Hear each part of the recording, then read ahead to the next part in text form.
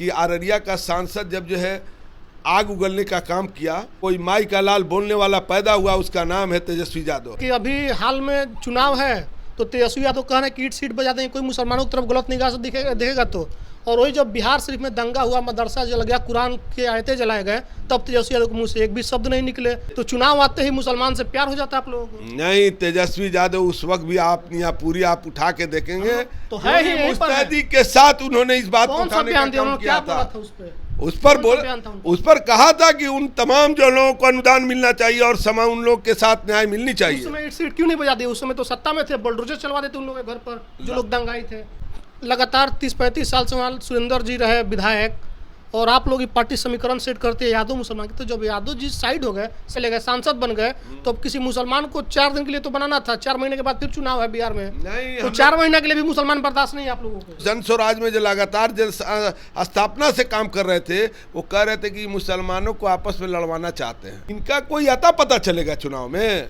ये वोट कटवा है, ये वोट कटवा है, एकदम पूरी तरह से वोट कटवा है। आप दूसरे का खौफ दिखा करके और अपने परिवार को आगे बढ़ा रहे हैं। सुरेंद्र जी का बेटा का क्या योगदान है कि आपने टिकट देके चुनाव में उतार दिया? हाल ही में जेडीयू छोड़ करके आए थे जगदानंद का बेटा, उनको आपने रामगढ़ से उतार दिया।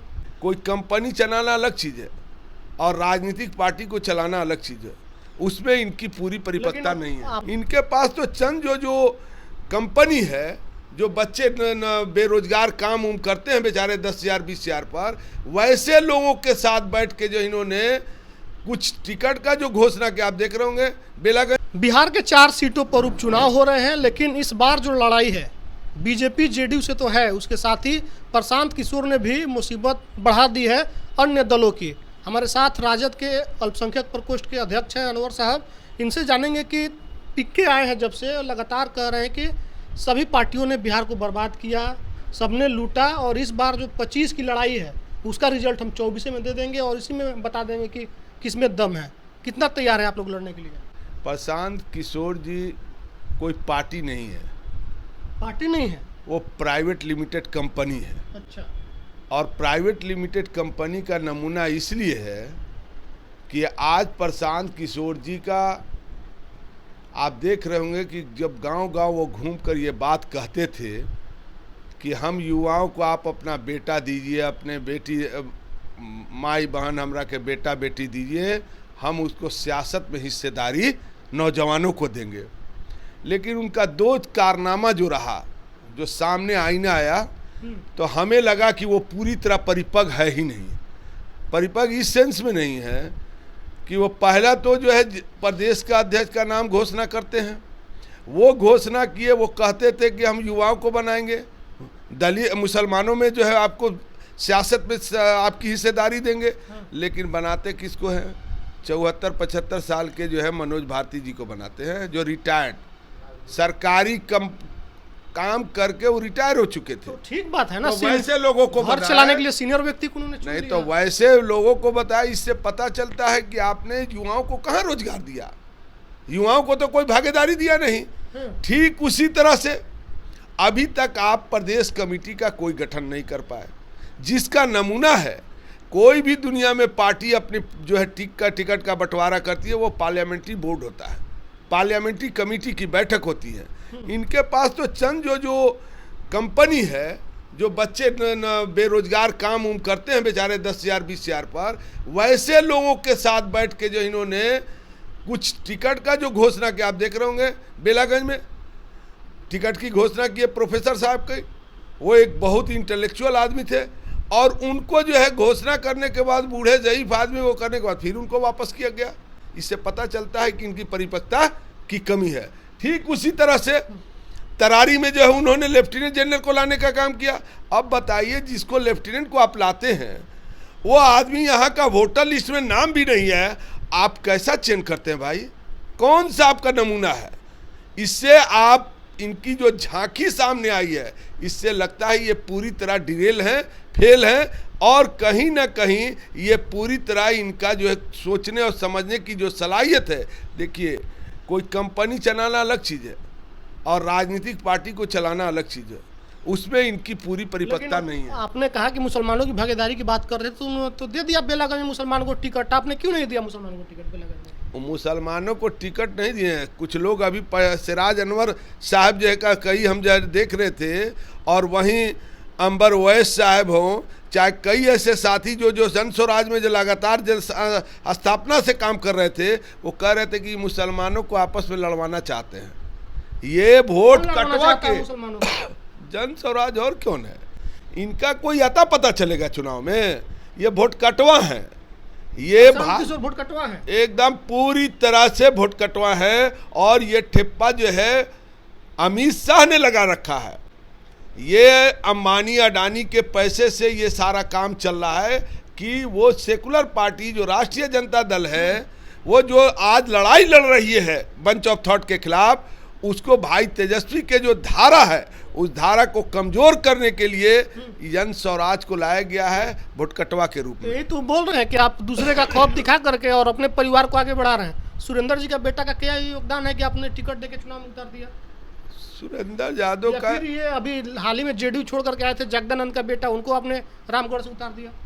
देखिए बात यह है कि वहाँ हम लोग की पार्टी का जो सर्वे हुआ, और सर्वे के मुताबिक उन लोगों का नाम आया था, तो हम लोगों ने फैसला किया कि जिसके पक्ष में जो वो पार्टी का वर्कर रहा है, काम करता है। सुरेंद्र जी का लड़का ऐसा नहीं है, पार्टी के संगठन से जुड़ा हुआ है, काम करता है।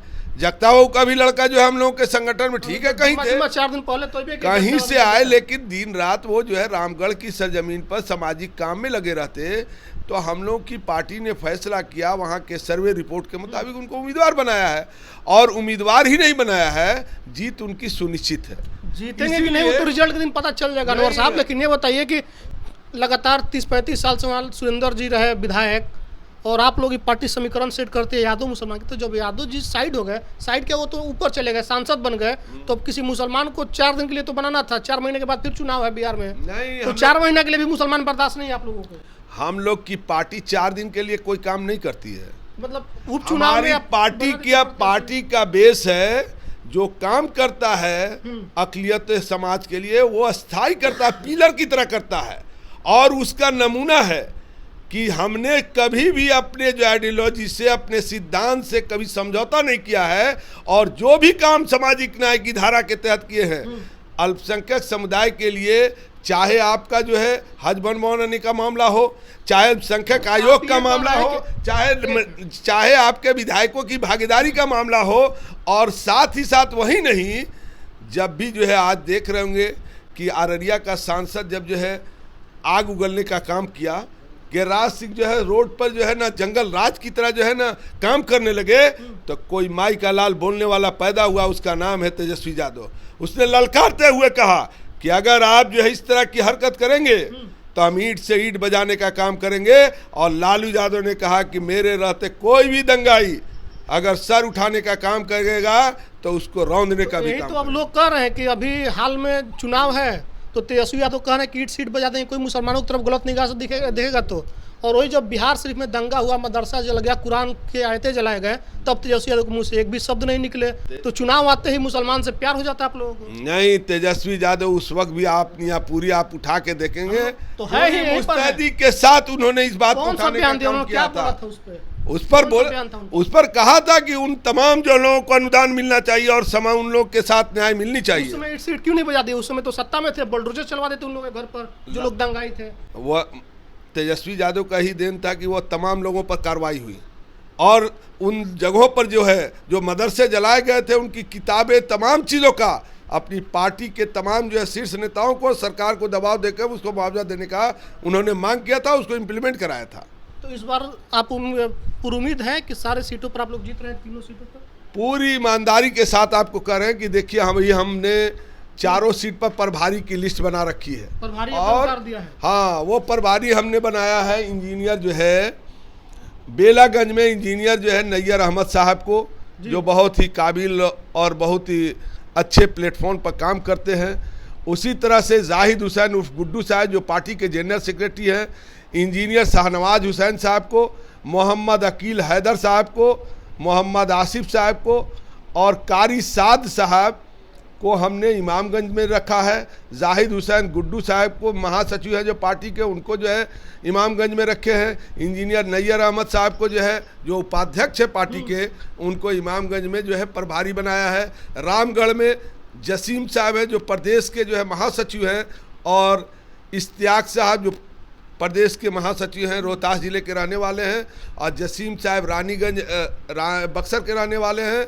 अयूब अंसारी साहब जो प्रदेश के महासचिव हैं, उनको जो है इन तमाम लोगों को रामगढ़ की जिम्मेवारी दी गई है। और तरारी में अयूब अंसारी साहब जो रोहतास से बगल में पड़ते हैं, उनको मुन्ना अंसारी साहब जो जिला के अध्यक्ष हैं, सरफराज साहब हैं, और तमाम दिगर उसकी तमाम मॉनिटरिंग हम भी खुद जा कर रहे हैं। तो ये अभी सारे हम लोग जो है आप सभी लोग मिल करके जो अल्पसंख्यक नाराज है उनको मना लेंगे, उनको भौंकने नहीं देंगे, आप ये कह रहे हैं? नहीं, ये प्रभारी की जिम्मेवारी होती है कि वहाँ तमाम लोगों के जिला अध्यक्ष के साथ सामंजस्य बनाकर, अपने जो प्रकोष्ठ के जिला अध्यक्ष हैं उनकी के साथ सामंजस्य बनाकर, उन तमाम जगहों पर जहां हमारे वोट कहीं इधर उधर बिखर रहे हैं, उनसे जाके बाज़ाब्ता रूबरू होना, उनसे मिलना, उनको अपनी बातों को, हमारी जो पार्टी की आइडियोलॉजी उसको बताना, और अपने लोगों को मुतासिर करके अपने जो प्रत्याशी के पक्ष में वोट दिलाना, ये प्रभारी की जिम्मेवारी है। और उसकी मॉनिटरिंग मैं लगातार करता हूँ। अभी देखिए कोडरमा में जो है अभी नॉमिनेशन हुआ, हम जो है पार्टी के तरफ से नुमाइंदी बन के गए थे और कुडरमा के जो है नॉमिनेशन में गए। उसी तरह से मोहनिया में जो नॉमिनेशन था, उसमें जो भाई अजीत जी के नॉमिनेशन में हम लोग गए पूरी टीम बन के, तरारी में भी रहे, और लगातार हर जगह पर हम लोगों की निगाहें हैं। अल्पसंख्यक प्रकोष्ठ पूरी ईमानदारी से, अभी देखिए हमारे बीच में हम लोग उसी की बैठक कर रहे थे। ये पवन अग्रवाल जी हैं, जो मुख्यालय का प्रभारी मॉनिटरिंग करेंगे, देख रेख कर रहे हैं कि कहाँ पर क्या हम लोग का काम हो रहा नहीं हो रहा है। इश्तियाक लियाकत हुसैन साहब हैं, ये भी जो है प्रभारी हैं। चुनाव का जो एक टीम है, जो वार रूम कहा जाता है, तो उसको इस तमाम लोग जो मॉनिटरिंग करने का काम कर रहे हैं, उसके साथ हम लोग भी हैं। और निश्चित रूप से हमें उम्मीद है कि हमारी टीम जिस तरह से मेहनत लोकसभा में की थी, उपचुनाव में भी करेगी और हमारी जीत सुनिश्चित होगी। चलिए, तो अल्पसंख्यक प्रकोष्ठ ने कमर कस लिया है, तमाम क्षेत्रों में अपने प्रभारी उतार दिए गए हैं, और वार रूम भी तैयार कर लिया गया। जो भी पीके हो, वैसी हो या कोई भी हो, किसी की भी बुरी नज़र इस बार इन लोग सीटों पर ये लोग नहीं लगने देंगे। वीडियो पर आपकी क्या प्रतिक्रिया, कमेंट कीजिएगा।